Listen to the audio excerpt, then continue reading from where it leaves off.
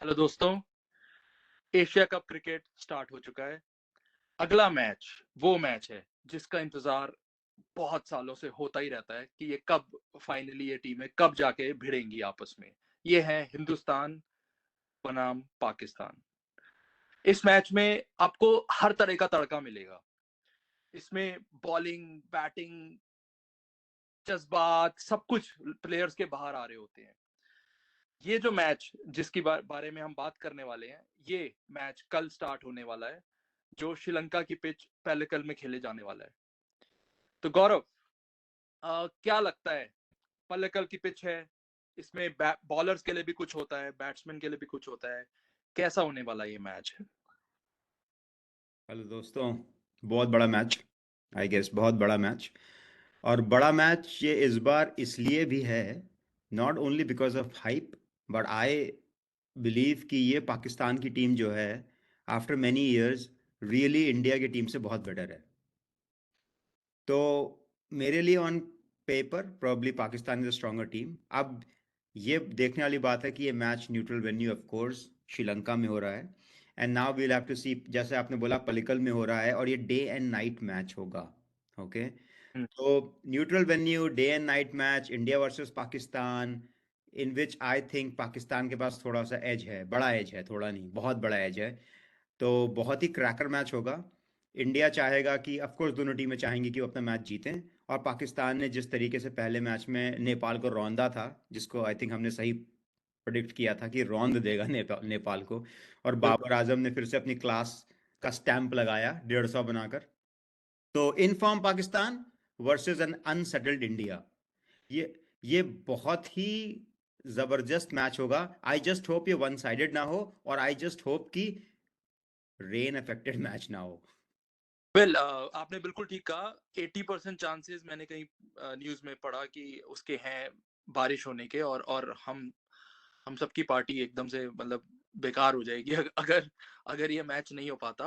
और मैं थोड़ा सा इससे थोड़ा सा डेविएट करूंगा। जो आपने बोला, Pakistan is a well settled side. India में भी बड़े नाम कम नहीं है। और एक और जो उसकी लीगेसी है, आई थिंक वो भी उसके साथ चलती है। और इंडिया पाकिस्तान मैच का जो प्रेशर है वो दोनों टीमों पे ही बराबर पड़ेगा।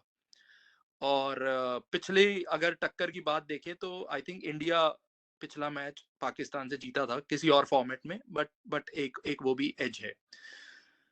दूसरी चीज जो मैं थोड़ा स्टैट्स देख रहा था इस ग्राउंड को लेकर, इंडिया और पाकिस्तान दोनों के।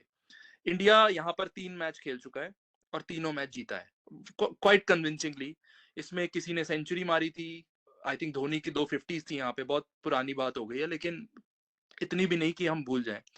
और दूसरा, काफी कन्विंसिंग विक्ट्रीज थी। 5 विकेट हॉल है जसप्रीत बुमराह का, और अपेरेंटली वो अब वापस आ गए हैं।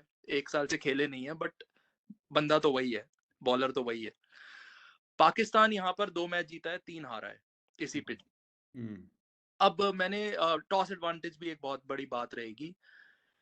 आप क्या कहते हैं, कोई टॉस जीत के क्या, इधर डे नाइट मैच है, क्या करना चाहेगा जो भी टीम टॉस जीतती है? ये बहुत ही मुश्किल क्वेश्चन है सुनित। उसके पहले क्या हम टीम कॉम्पोजिशंस देखना चाहेंगे?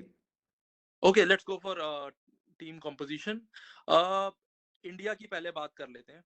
हम्म। आई थिंक 17 प्लेयर का जो स्क्वाड है, 18वें हमारे संजू सैमसन है। एक विकेट कीपर मैं ऑलरेडी उसको टीम से हम डिस्कार्ड कर सकते हैं, क्योंकि वो नहीं खेल रहे। मैच अनाउंस हो चुका है, केएल राहुल नहीं है, तो हमारे पास एक ही विकेट कीपर है। तो आई एम अज्यूमिंग कि इफ समथिंग, अगर हमें कीपर चाहिए होगा एक्स्ट्रा, तो वो संजू सैमसन की फॉर्म में आएगा। तो 16 प्लेयर्स में से अगर हम 11 चुने, हम्म। तो आपको क्या लगता है प्रोबेबल 11 क्या बननी चाहिए? क्या कॉम्बिनेशन इस पिच पर जहाँ पे स्पिनर्स, फास्ट बॉलर सब विकेट लेंगे, तो आपको क्या लगता है? देखिए, मैं अपनी फेवरेट कॉम्पोजिशन तो नहीं बता पाऊंगा क्योंकि मेरे फेवरेट प्लेयर हैं ही नहीं इस लिस्ट में जो इंडिया ने चुने हैं। बट जो करंट स्कीम ऑफ प्लेयर्स दिए हैं इंडिया ने, उसमें अगर हम सोचें कि रोहित शर्मा की फेवरेट 11 क्या होगी, at the end of the day that matters, right? तो रोहित शर्मा के लिए I think of course Rohit आएंगे टॉप पे। ओके। और एवरीवन नोज उनका प्रेम ईशान किशन से है आई गेस। तो ईशान किशन आएंगे नंबर 2 पे। नंबर 3 पे अब ये क्वेश्चन बनता है, क्या कोहली नंबर 3 पे खेलेंगे या कोहली अपनी जगह गिल को देंगे? अब ये बहुत ही इंपॉर्टेंट क्वेश्चन है और ये राइट। दिलचस्प भी है। आई थिंक शायद क्योंकि खबरें उड़ रही हैं कि कोहली शायद फ्लेक्सिबिलिटी की बातें रोहित शर्मा ने भी एक प्रेस कॉन्फ्रेंस में अपने ही अंदाज में करी थी, तो बिल्कुल। मुझे ऐसा लगता है कि प्रोबेबली गिल नंबर 3 पे खेलेंगे and Kohli will give away to Gill and come at number 4, number 4 पे खेलेंगे वो। उसके बाद पांचवा आई गेस श्रेयस अय्यर ही खेलेंगे 5 पे।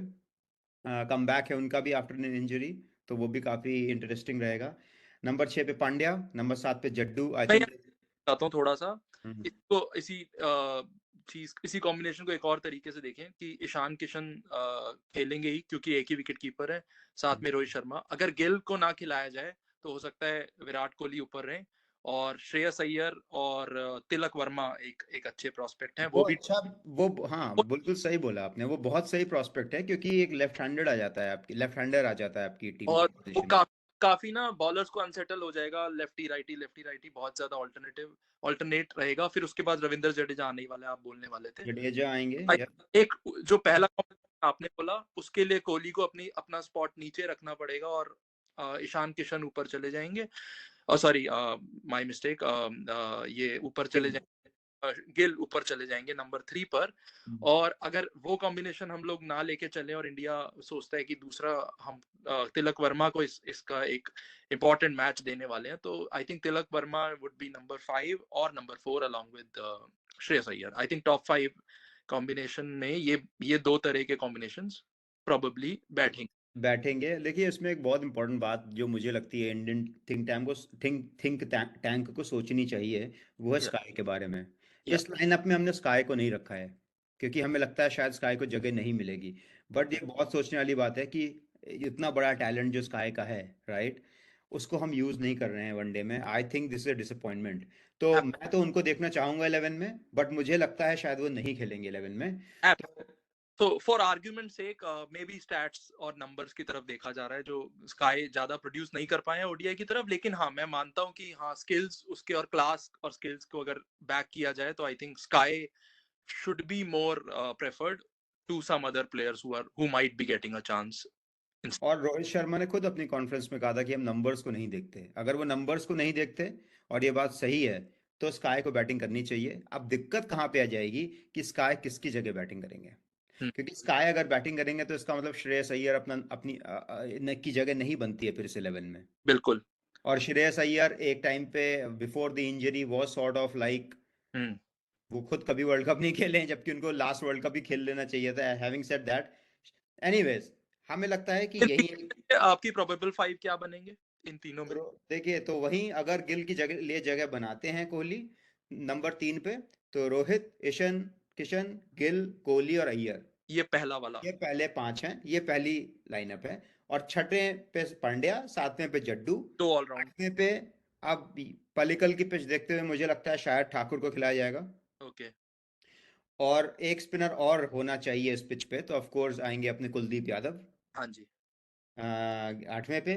फिर 9वें पे, सॉरी 9वें पे फिर सिराज और बुमराह, ये दो पेसर्स रहेंगे।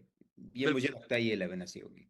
बिल्कुल। और to mention Kuldeep Yadav has always been troubling Pakistani हाँ, बैट्समैन इन।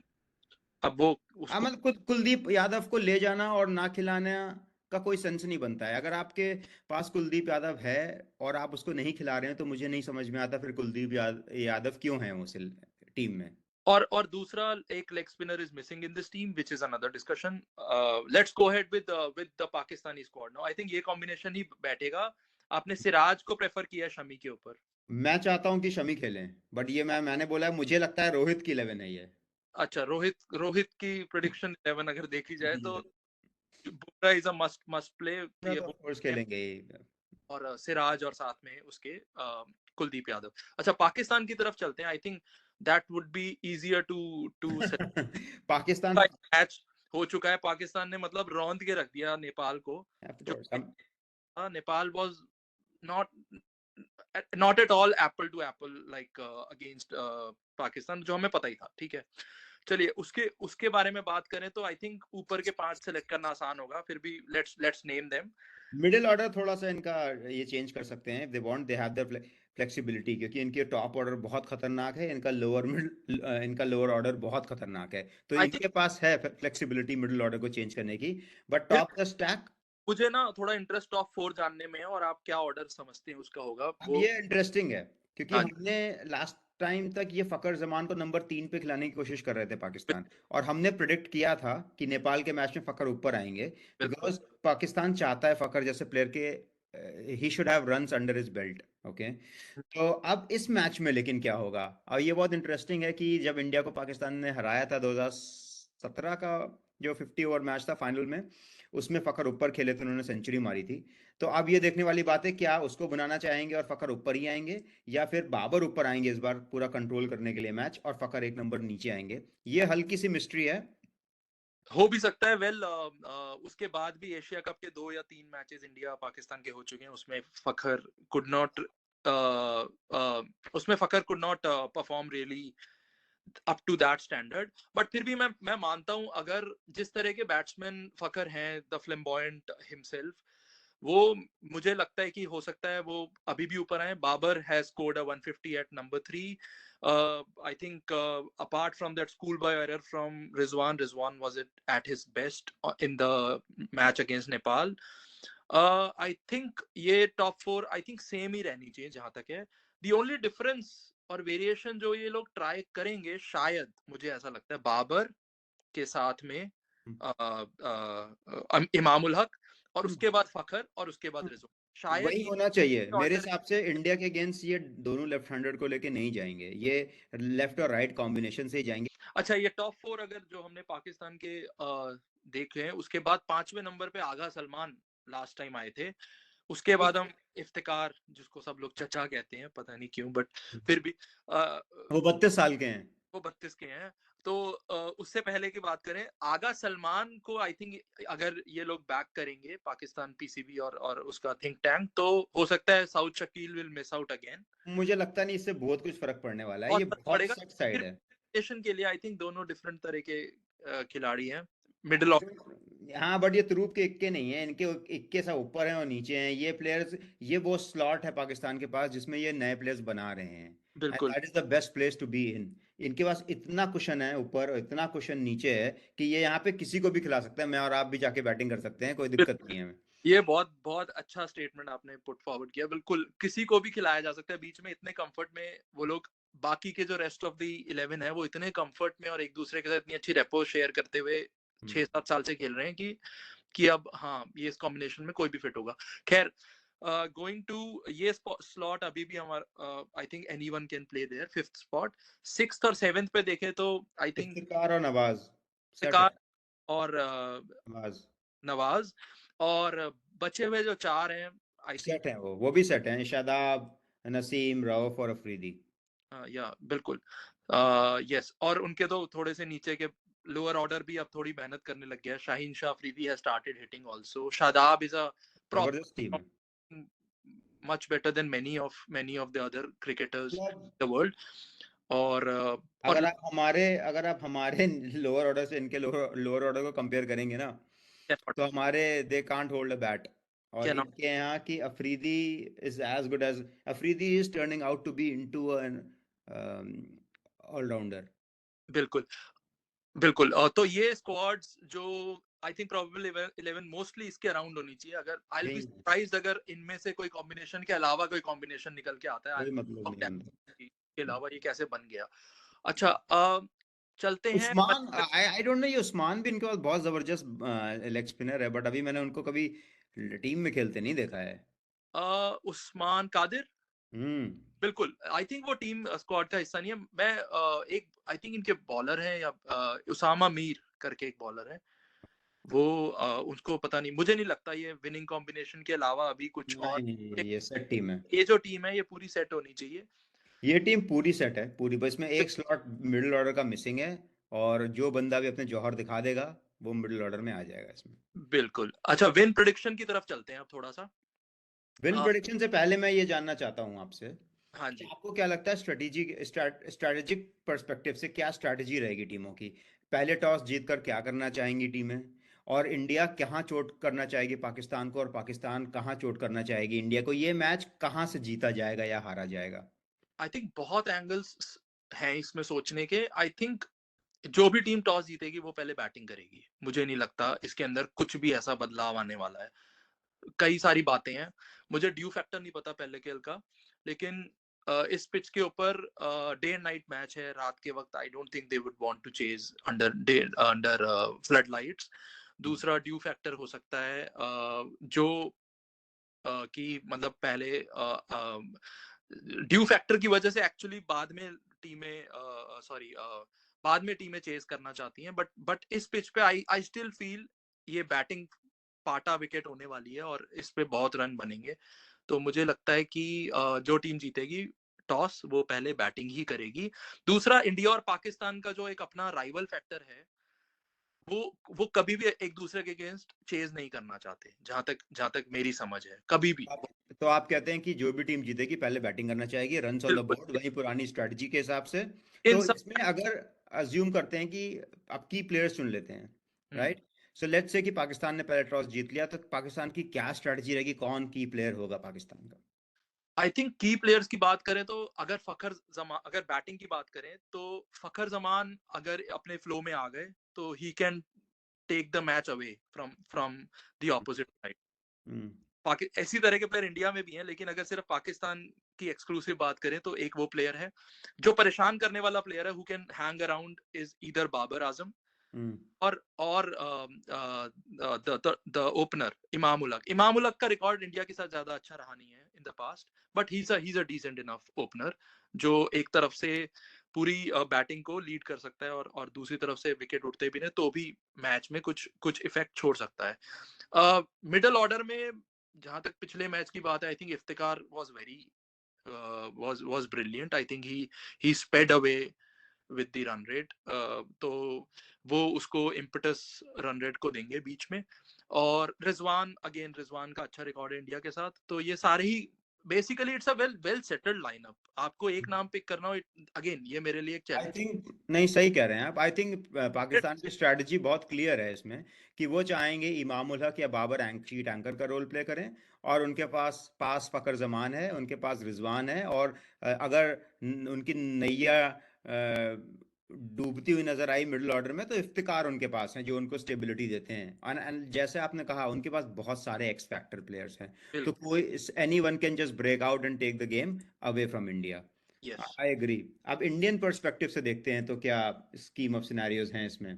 तो अगर इंडिया पहले बैटिंग करती है, और जो लाइनअप हमने लिखा है, रोहित शर्मा, और दूसरी बात इसमें एक और है पाकिस्तान की पहले बैटिंग में, कि I don't see Indian bowling lineup जो है ना, मुझे नहीं लगता वो पाकिस्तान की बैटिंग लाइनअप को, कम से कम टॉप ऑर्डर को, कोई भी परेशान कर रहा है इसमें। इसमें बुमराह, सिराज, यादव, ठाकुर, जडेजा, पांड्या, मुझे ऐसा कोई भी ब्रेक थ्रू, टीयर अवे, या कोई भी खतरनाक बॉलर नहीं लग रहा है। ये वेल, सारे बॉलर्स ऐसे ही हैं जो बहुत इजीली नेगोशिएट किए जा सकते हैं। They can be, but Bumrah is a smart bowler, उसके पास ऑफ कटर्स हैं। कल भी मैंने मैच देखा तो उसके अंदर इन इन पिचेस के ऊपर स्लोअर स्लोअर वंस काफी काम का लाभदायक। नहीं, of course Bumrah world class bowler हैं, लेकिन हमें ये नहीं भूलना चाहिए वो बहुत लंबी चोट के बाद वापस भी आ रहे हैं। ये भी और बात। अगर आप और उनको सपोर्ट देने के लिए कोई बॉलर नहीं है आपके पास। अब बुमराह अच्छे बॉलर तब हैं, अगर सारे विकेट बुमराह को ही लेने पड़ेंगे, तो वो उतने अच्छे बॉलर रहेंगे कि नहीं, ये मुझे नहीं पता। उस लिहाज से भी है, और थोड़ा हम लोगों की डिपेंडेंसी, आई थिंक इंडिया की डिपेंडेंसी कुलदीप यादव पे काफी पड़ेगी कि कुलदीप एक, यादव बहुत क्यूरियस केस हैं। क्योंकि एक वही है जो बॉल को टर्न करा पाएगा इस पिच पे। आई don't think finger spinner in the form of Ravindra Jadeja, I think वो फ्लैट डार्ट्स ही फेंकेगा, और अगर कोई पिच से मदद हुई तो मिलेगी। आई थिंक मैं मानता हूँ कि जो स्मार्टली जो बॉलिंग कर सकता है, जिसने पाकिस्तान को बहुत परेशान भी किया है एक्चुअली इन द पास्ट, हम्म। कुलदीप नहीं, यादव। कुलदीप यादव के पास डेफिनेटली स्किल है। मेरी नज़र में कुलदीप यादव पे क्वेश्चन मार्क आ जाता है कि क्या उनके अंदर वो माइंडसेट ऑफ अ चैंपियन है, क्या वो मार खाने के बाद भी आके विकेट ले सकते हैं, वो अभी तक कुलदीप यादव ने नहीं वो करके दिखाया वो है। हाँ, एक तरह की रिटर्न अपने बॉलिंग फिगर्स में दिखाना, उस तरह का मैंने भी कोई चैलेंजिंग मैच ऐसा मेरे दिमाग में आता नहीं है। ऐसा नहीं है कि नहीं हुआ होगा, बट हाँ, अगेंस्ट कमेंडेबल साइड्स जैसे पाकिस्तान हम्म। या श्रीलंका है, उनके अगेंस्ट वो कैसे फेयर आउट करते हैं after taking a few blows, वो वो देख डेफिनेटली कुलदीप यादव के पास पाकिस्तान एक साथ वो ताकत है कि वो लोअर ऑर्डर, मिडिल ऑर्डर और लोअर ऑर्डर को बहुत इजीली से ही कैन फूल देम अपनी वेरिएशन से। पाकिस्तान यही ऑर्डर करेगा, यही यही कोशिश करेगा कि इसको इनको सेटल ना हुए होने दिया जाए इन बॉलर्स को। अगर ये सेटल होगा, टेंडम में बॉलिंग करने लग गए स्पिनर्स, और शार्दुल शार्दुल की अगर वो परेशान करने वाली इन इन डिपर्स और इन कटर्स आने लग गई, तो पाकिस्तान भी फंस सकता है। मैं बॉलर्स स्पेशली फंसा सकते हैं। और same goes with Pakistan also. लेकिन अगर Pakistan too much dependency on pace ही रखेगा इस पिच पे, नहीं, उनके पास हैं काफी स्पिनर हैं, शादाब है, नवाज हैं, 2 स्पिनर हैं उनके पास। बिल्कुल वो कन्वेंशनल स्पिनर्स तो है, हो सकता है उनके लिए कोई स्ट्रैटेजी हो, या उनके लिए इंडिया को अगेन जिस भी बॉलर को आप सेटल होने दोगे, you will have to take your chances. चलिए अब इंडिया में बात कर लेते हैं। अब इंडिया की तरफ से अगर ओपनिंग होगी तो ऑफकोर्स रोहित और ईशान किशन आएंगे, लेकिन अब मैं इनको अगेंस्ट पाकिस्तान की बॉलिंग लाइनअप देख रहा हूँ। ऑल्दो आई एग्री कि जो पिच है श्रीलंका की, that might not be best suited for Shaheen Shah Afridi. Having said that ये डे नाइट मैच है, और जब अगर इंडिया सेकंड बैटिंग करता है और अफरीदी आएंगे तो अंडर लाइट्स बॉल काफ़ी स्विंग होगा, तो पहले 2 3 4 ओवर इंडिया के लिए बहुत खतरनाक होंगे शाहीन शाह अफरीदी के। तो अगर इंडिया ने उसको नेगोशिएट कर लिया, I think then it could be a easier ride for them, क्योंकि उसके बाद शाहीन शाह अफरीदी विकेट टेकर है बिल्कुल प्रॉपर। और बिल्कुल। अगर वो आपने पाकिस्तान के सबसे बड़े बॉलर को नेगोशिएट कर लिया है, then it becomes a lot easier from then. और उसके बाद ये नहीं भूलना चाहिए हमें कि रोहित, विराट, इवन अय्यर, ये प्लेयर्स बहुत मैचेस खेल चुके हैं। आई मीन अगर आप IPL and all those matches को भी इंक्लूड कर लीजिए तो इन्होंने बहुत मैचेस खेले हैं। एंड इंडिया एक जगह पाकिस्तान से मुझे लगता है हमेशा आउटस्कोर करता है पाकिस्तान को, वो होता है अपने प्रोफेशनलिज्म में। हम्म। तो इंडियन साइड भले ही ऑन पेपर पाकिस्तान से मुझे लगता है कमजोर लग रही है मेरी नज़र में, लेकिन when they come to the pitch, जब वो पिच पे आते हैं, ग्राउंड पे आते हैं खेलने, तो उनका प्रोफेशनलिज्म जो है वो थोड़ा सा नॉच हायर होता है पाकिस्तान से। वेल वैसे बड़े बड़े नाम तो हैं अपने इंडियन टीम में, लेकिन सबसे जो एक इम्पोर्टेंट जो चीज है ना, वो कॉम्बिनेशन है। और कॉम्बिनेशन जो भी उतरेगा कल, वो हो सकता है एक दूसरे के चेहरे देखे गए हम तो खेले ही नहीं, इतना सेटल्ड एक्सपेरिमेंट। साइड नहीं है, आप ये कहना चाह रहे हैं this side is not settled ना? हमें खुद नहीं पता एज एन इंडियन फैन कि भाई कौन किस नंबर पे बैटिंग करने आ रहा है। Pakistan on the other hand is very much familiar with each other. उनको अपने अपने मतलब उनको कोई ज्यादा प्लानिंग की जरूरत ही नहीं है, वो करते आ रहे हैं। इंडिया के लिए क्या है कि यार कॉम्बिनेशन सेट कर लेते हैं, चलो बैठ के पेपर पे, और फिर ये खेलना मतलब I am sure this is what think tank would have done, would be doing at this moment as well. तो इंडिया जो है ना, उसको चाहिए होगा एक बड़ा स्कोर। उसकी डिपेंडेंस जो है ना, एक तो रोहित शर्मा पे और विराट कोहली पे इतनी ज्यादा है इस लाइनअप में भी। और अय्यर बिल्कुल नए आ रहे हैं, अय्यर ने कुछ नहीं खेला खास अभी तक। देखिए आई एग्री विथ यू कि इंडिया की वही सेम ओल्ड प्रॉब्लम जो आई थिंक तो पिछले हम सेम इश्यूज है 6 7 साल से डिस्कस कर रहे हैं, कि हम वही रोहित और कोहली पर डिपेंडेंसी है। And I think both of them with due respect are towards the fag end of their career. ये उनके लास्ट आखिरी के 1 2 साल हैं क्रिकेट में। वो तो तो मुझे यहीं पे इंडिया को थोड़ा सा खतरा है इन माय वही ओपिनियन। की ग्रेटनेस इतनी ज्यादा है कि वही ग्रेट्स आगे आके अब वो एक आध इनिंग खेल जाए, तो they are so such legendary players, अगर Kohli in the form of Kohli and Sharma, कि वो मैच मैच को एकदम एकदम ही साइड कर सकते हैं। मोर देन वो, मैं मानता हूँ कि कंपैरिजन में उनके पास अगर गोट्स की बात करें तो एक बाबर ही है जो जो उसको थोड़ी सी टक्कर दे पाए। लेकिन फ्लेम्बॉयंस में, अपने गाइल में, आई थिंक वो हमारे क्रिकेटर्स काफी बड़े हैं। लेकिन प्रॉब्लम है उनका the points of failures that we have. They are much settled, we are highly dependent on. देखिए क्रिकेट टीम में 11 लोग खेलते हैं, और क्रिकेट टीम इंडिविजुअल स्पोर्ट नहीं है। एग्जैक्टली। और अब इंडिया का तो सबसे बड़ा प्रॉब्लम यह है कि इंडिया पाकिस्तान के अगेंस्ट ही नहीं लड़ रहा है। बिल्कुल इंडिया अपने जो क्वेश्चंस है उनके सामने उनको आंसर देने के लिए भी लड़ रहा है, बिल्कुल क्योंकि हमें यही नहीं पता कि हमारी साइड क्या होने वाली है।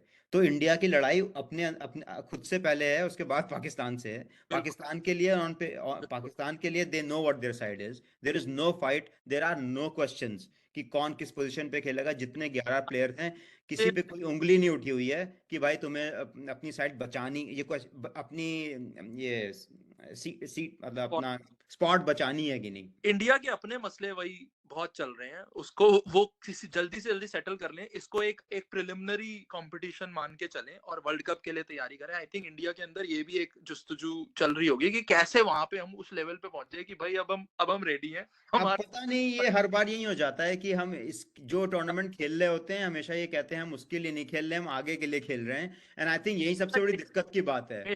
होता है और हम पता नहीं सेटल ही नहीं कर पा रहे। हमारे पास या तो प्लेयर्स की भरमार हो गई है या हम उस कॉम्बिनेशन पे पहुंच ही नहीं पा रहे, इतने डिलेमाज में फंसे हुए हैं कि कौन सा खिलाड़ी रखना है। आप गलती यहाँ पे होती, मेरी नज़र में गलती वहां हो रही है इंडिया से, कि वो स्कोर्स को बैक करते हैं, वो बिल्कुल प्लेयर को बैक नहीं करते। अब प्लेयर जैसे अगर मैं, मेरी नज़र में संजू सैमसन जैसा प्लेयर मेरे लिए किसी भी 11 में अगर मेरे लिए रेडी है, तैयार है, तो वो मैं हर हाल में उसको 11 में खिलाने वाला हूँ। बिल्कुल। अगर खैर स्काई जैसा प्लेयर मेरे पास है तो मैं हर हाल में उसको खिलाने वाला हूँ। खैर बट ये जो डिस्कशन है, this is another discussion, a discussion for another day I of suppose. Course, of course. Let's get back to कि भाई कल क्या होने वाला है। अगर कल की बात करें तो मैं फिर से उसी चीज को forward, I am looking forward to same चीज, इंडिया के बैट्समैन और पाकिस्तान के बॉलर। वो जो कंपटीशन चलेगा ना, कौन किस पे कितना भारी होता है, एक वो बड़ी इंटरेस्टिंग चीज है, क्योंकि पाकिस्तान के बॉलर सच में बहुत मजबूत है। क्योंकि इंडिया के पास तो बॉलर है ही नहीं, हम ये कहना चाह रहे हाँ अब हैं। हम उसी उसी उसी लेवल पे हैं, लेकिन ऐसा नहीं है, क्योंकि पाकिस्तान के पास भी उसके बैट्समैन है, अपने पास भी अपने बॉलर है, ऐसा नहीं है। लेकिन अभी भी कंपटीशन वही है, इंडिया के बैट्समैन और पाकिस्तान, इंडिया के बैटर्स और पाकिस्तान के बॉलर्स। ये कैसा, वो जो 5-6 ओवर का जो शुरू का जो स्पेल है ना, वो उस सबसे इंटरेस्टिंग चीज होगी कल के मैच में फिर से। It's a recurring vicious circle basically, वो कभी खत्म ही नहीं हो रहा। अच्छा, बैक टू कि मैच जो है पलकल में डे नाइट मैच है, ठीक है। आपको क्या लगता है कि आपका प्रेडिक्शन क्या है, किस तरफ आपका झुकाव है, आपका देखिए, दिल क्या कहता है वो हम सबको पता है, दिमाग नहीं, की मैं दिल से नहीं जा रहा। ये क्रिकेट है, ये गेम होता है। अब मैं इसमें बात, नेशनैलिटी का कोई मतलब नहीं होना चाहिए, हाँ इसमें फेवरेट्स नहीं होते। इसमें मेरी नज़र में स्पोर्ट हाँ, में वो जीतना चाहिए जो काबिल है। तो 100% में से अगर अगर आपको वेटेज देना हो, पाकिस्तान की तरफ कितना आप देंगे? और परसेंट नहीं, मैं आपको सीधे सीधे बता देता हूँ, मेरी नज़र में on paper Pakistan clear favourite है इस मैच में। फिर ठीक भी है, अगर 70-30, 70-30 दूंगा मैं। इंडिया पाकिस्तान के फेवर में 70-30 दूंगा मैं। लेकिन मैं उसके पहले एक बात बोलूंगा कि ये मैच बनता कहाँ पे है। ठीक है, ये मैच बनता वहां पे कि क्या हम बाबर आजम को रोक पाते हैं। क्योंकि अगर आप ये सोच लीजिए, अगर बाबर आउट हो जाते हैं उनकी टीम में पहले ही, okay, and I am with all due respect to Imamul Haq, मुझे अभी नहीं लगता है वो बाबर के इर्द गिर्द वाले प्लेयर हैं, वो अभी मैच कंट्रोल नहीं कर सकते अग्री। हैं। और अगर फकर जमान अभी फॉर्म में नहीं है, ये दो तीन सिनेरियोज इंडिया के लिए बहुत होना जरूरी है अगर इंडिया को जीतना है। अब मेरी नजर में अगर फकर, इमाम और बाबर के ही पार नहीं पा पाई India, then this is India's match is gone. अगर इंडिया को इस मैच में बनना है तो उनको बाबर को निकालना है और फकर को इस गेम से निकाल देना है, उसके बाद बहुत बड़ी ओपनिंग बन जाती है। क्योंकि फिर आप मिडिल ऑर्डर में आ जाते हैं जो कि उनके लिए अनटेस्टेड और नया है। ठीक है, तो ये मैच इंडिया को कॉन्टेस्ट सिर्फ करना है। मेरे लिए इंडिया के नंबर दो प्लेयर बहुत खतरनाक होने वाले हैं, एक बाबर, एक फकर जमान। अगर इंडिया ने बाबर और फकर को आउट कर दिया ऊपर से, batting first for Pakistan, I think India के लिए बहुत बड़ी विक्ट्री होने वाली है। अब कमिंग बैक टू पाकिस्तान को क्या करना है, ऑफ कोर्स रोहित शर्मा और कोहली, ये दो प्लेयर ऐसे हैं जिनके विकेट गए तो मुझे लगता है नहीं इंडिया में कोई फाइटिंग करने की एबिलिटी है एक्चुअली। अगर अब मैं अभी भी बैटिंग लाइनअप देख रहा हूँ तो पाकिस्तान के लिए मैच वहां बन जाता है। और शाहिन शाह अफरीदी ने अगर हमेशा की तरह पहले ओवर में विकेट लेते हैं, वो मोस्टली एक नहीं दो विकेट लेते हैं एक्चुअली, वो हर हर बार ऑलमोस्ट अपने पहले ओवर में। वो वाला सिनेरियो अगर इंडिया के साथ हो जाता है तो बहुत डगर मुश्किल है इंडिया की। बिल्कुल। तो बिल्कुल, तो आपने 70-30 पाकिस्तान की तरफ का with a few variations on कि क्या क्या आउटकम हो सकता है फॉर सर्टेन बैटर्स। मेरे हिसाब से मैं थोड़ा सा इससे थोड़ा सा टिल्ट हो जाऊंगा, 60-40 हाँ, पाकिस्तान मतलब फेवरेट्स मैं कह रहा हूँ, बट फिर भी मेरा मेरा भी अलाइनमेंट पाकिस्तान की विन की तरफ ज्यादा है, मेरा दिमाग ऐसा कह रहा है। मैं अभी भी ये कहूंगा, दिल मेरा अभी भी यही कह रहा है कि हिंदुस्तान जीते। Obviously I am a Indian cricket fan, but हाँ, back to the logical sense में I think Pakistan is a more favorite to win this match. They are rank 1. Their ODI form is like tremendous. Anyone would want to attain that. India उस form में नहीं मुझे नजर आता, तो मुझे लगता है कि पाकिस्तान ये मैच जीत रहा है with a 60% chance of winning. देखिए इंडिया में, having said that very quickly, India के लिए मैच बनेगा कहाँ? जैसे मैंने आपसे बोला, इंडिया के लिए मैच वहां बनेगा जब ये फकर और बाबर को जल्दी आउट कर देते हैं। यहीं पे इंडिया मैच बना सकता है इस पाकिस्तान के अगेंस्ट, क्योंकि फकर एंड बाबर आउट, वो मिडिल ऑर्डर इतना ट्रस्टेड, ट्राइड एंड ट्रस्टेड नहीं है, और कुलदीप यादव भी आ जाते हैं पिक्चर में। तो तब वहां पे मैच फंसेगा इंडिया के लिए, और इंडिया की कोशिशें यही होनी चाहिए कि this is the scenario where I see कि इंडिया विल विन, अगर इंडिया को जीतना है तो। अगर ये टॉप 3 में ही फंसे रह गए तो इंडिया की कहानी खत्म है इस मैच में। बिल्कुल, कांट एग्री मोर। सो दोस्तों, सो बेसिकली बात ये है, मैच अभी भी थोड़ा सा टाइम बचा है उसको स्टार्ट होने में। हम लोग, दिल की धड़कनें तेज होती जा रही हैं हिंदुस्तान और पाकिस्तान का एक मैच देखने के लिए। तो देखते हैं कि ये कैसा फेयर आउट होता है ये मैच। 60-40 और 70-30, let's agree on 65-35 to Pakistan.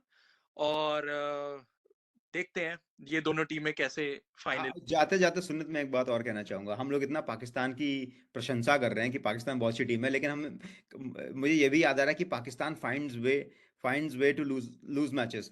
तो अब अब हम, उसकी वो तो उसके साथ। वो अब मैं बहुत दिलचस्पी से इस बात पे इस पे निगाह रखूंगा कि ऐसा क्या सिनेरियो, जैसे मैंने कहा फकर और बाबर अगर ये गए तो भी इंडिया की चांस बनती है, but I will be really surprise कि अगर और कोई सिनेरियो बनता है और इंडिया की चांस बनती है, वो उसके लिए मैं बहुत ध्यान से मैच देखने वाला हूँ। बिल्कुल, मैं इसी यही तो फन है उस यही फन है, यही फन है। इतना प्यार करते हैं।